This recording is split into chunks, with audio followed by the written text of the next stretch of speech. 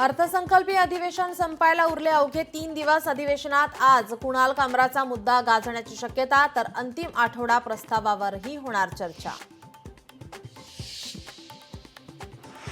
उपमुख्यमंत्री एकनाथ शिंदेंवरील कुणाल कामराच्या विडंबनपर गाण्यावरून वातावरण तापलं। राजकीय वर्तुळात नव्या वादाला तोंड फुटण्याची चिन्ह।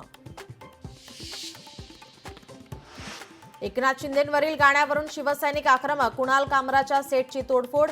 खारच्या युनिकॉन्टिनेंटल हॉटेलमधील शोच्या सेटची तोडफोड।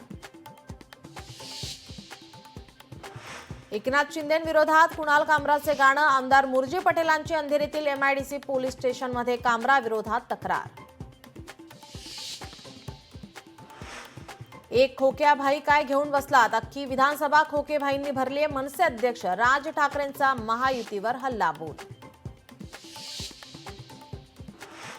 रायगडावरील वाघ्या श्वानाची समाधी हटवा। संभाजीराजे छत्रपतींची पत्रातून मुख्यमंत्री फडणवीसांकडे मागणी। नाशिक जिल्ह्याला लवकरच पालकमंत्री देणार। पालकमंत्री नसेपर्यंत पदाचा चार्ज मुख्यमंत्र्यांकडे असतो। देवेंद्र फडणवीसांची माहिती।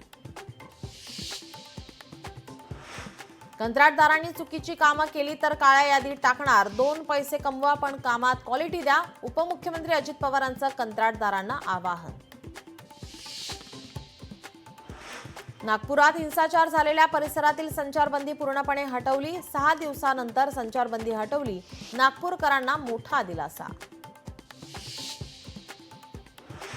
हेडफोन घालून गाडी चालवणाऱ्यांवर खासगी बस चालकांसह रिक्षा टॅक्सी चालकांवर लवकरच निर्बंध आणणार।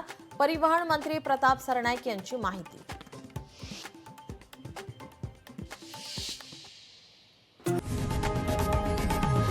लोकशाही मराठी ऐका, पहा, जागरूक रहा।